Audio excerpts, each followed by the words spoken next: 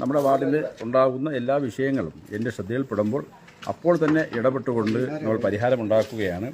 ഈ വരുന്ന 31-ാം തീയതി നമ്മുടെ സൗഹൃദ നഗർ ത്രിവേണി ജംഗ്ഷനിലുള്ള ആ നഗർ വീതി കൂട്ടുന്ന നഗരസഭയുടെ ഫണ്ട് ഉപയോഗിച്ചുകൊണ്ട് റോഡ് വീതി കൂട്ടുന്ന ചടങ്ങും അവിടെ ഒരു അംഗൻവാടി നഗരസഭ സ്വന്തമായി 3 സെൻറ്റ് സ്ഥലം വിലയ്ക്ക് വാങ്ങി അവിടെ ഒരു അംഗൻവാടി കെട്ടുന്ന പരിപാടിയും 31-ാം തീയതി ഏറെ ബഹുമാനായിട്ടുള്ള മന്ത്രി വി ശിവൻകുട്ടി ഉദ്ഘാടനം ചെയ്യുന്നു.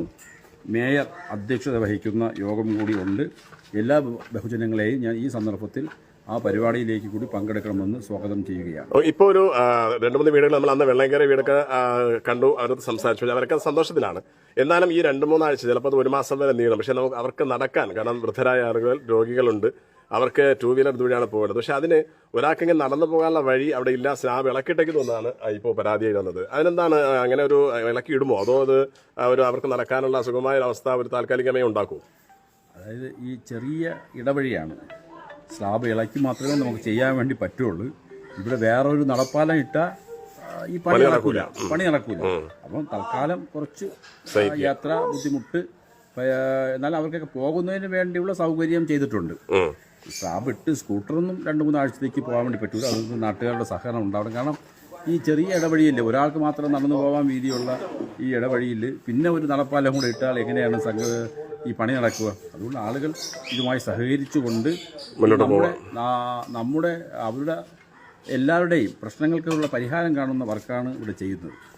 ഇതിപ്പോ ഈ ഭക്ഷണ സാധനങ്ങൾ അല്ലെങ്കിൽ വേസ്റ്റ് ഇടാതിരിക്കാൻ എന്തെങ്കിലും ചെയ്യുന്നുണ്ടോ? അതായത് സ്ലാബിട്ട് പോകുന്നെങ്കിൽ അവർ വെള്ളം അകത്തേക്ക് അല്ലെങ്കിൽ ഓടയിലേക്ക് വിടാൻ വേണ്ടിയുള്ള സാഹചര്യം ഉണ്ടാവും, അതോ അതും നിങ്ങൾ കൺസൾട്ട് ചെയ്താണ് പോകുന്നത്? വേസ്റ്റ് വെള്ളം ഇടാതിരിക്കുന്നതിന് ആവശ്യമായിട്ടുള്ള മുൻകരുതലോട് കൂടി തന്നെയാണ് ഇപ്പോൾ ഓട ചെയ്യപ്പെടുന്നത്. എന്നാൽ ചില മാൻഹോളുകൾ ഈ മഴവെള്ളം പോകാൻ വേണ്ടി ഇടേണ്ടി വരും നമുക്ക്. അതിൽ പാതിരാത്രിയൊക്കെ ആരെങ്കിലും കൊണ്ട് നിക്ഷേപിക്കാതെ ഇരിക്കാൻ വേണ്ടി ശ്രദ്ധിക്കണമെന്നാണ് ഞാൻ സൂചിപ്പിച്ചത്. ഓക്കെ, ഇപ്പോൾ ഈ പാർവതി പുത്തനാറിന്റെ ഒരു ശുദ്ധീകരണം, അതിന്റെ ഒരു ശോചനീയാവസ്ഥ അത് സംരക്ഷിക്കണം എന്നുള്ള ഒരു പൗരസമിതി രൂപീകരിക്കുകയും ചെയ്തു. പക്ഷേ ഈ മാലിന്യജനങ്ങളെല്ലാം ഈ പാർവതി പുത്തനാറിലേക്ക് നമ്മൾ തന്നെ കടത്തി വിടുമ്പോൾ അതിനൊരു മലിനമായി മാറുന്ന ഒരു അവസ്ഥ ഉണ്ടാവില്ലേ സത്യത്തിൽ? അതാണ്, അതുകൊണ്ടാണ് ജനങ്ങളോട് എല്ലാവരോടും നമ്മൾ പറയുന്നത്, നദികളും കുളങ്ങളും എല്ലാം സംരക്ഷിക്കേണ്ടത് നമ്മുടെ ആവശ്യമാണ്. പക്ഷെ ആ ഒരു ഉത്തരവാദിത്വ ബോധത്തിലേക്ക് വേണ്ടി നമ്മൾ ജനങ്ങൾ എല്ലാവരും മാറണമെന്നാണ് എനിക്ക് അഭ്യർത്ഥിക്കുന്നത്. മഴവെള്ളം മാത്രം പാർവതി പുത്തനാറിലേക്ക് കടത്തിവിടുക എന്നതാണ് ഇപ്പോഴത്തെ ലക്ഷ്യം. മഴവെള്ളം മാത്രം ഈ ഓടയെ കൂടി പോകാൻ വേണ്ടിയുള്ളതാണ് ഞങ്ങളുടെ ലക്ഷ്യം. ഓക്കെ, അപ്പോൾ ഇതാണ് കൗൺസിലർക്ക് പറയാനുള്ളത്. ഈ പറഞ്ഞതുപോലെ വിവാദങ്ങൾ, അതോടൊപ്പം തന്നെ ഇപ്പോൾ കേട്ട ആക്ഷേപപ്പെടുത്തത് അടിസ്ഥാനരഹിതമാണ്. കാരണം ഇത്തരം ഭാഗം മാത്രമേ വീതിയുള്ളൂ. ഇതിനകത്ത് നിന്നാണ് ഈ ഓട നിർമ്മിക്കേണ്ടത്. അപ്പോൾ ഇവിടെ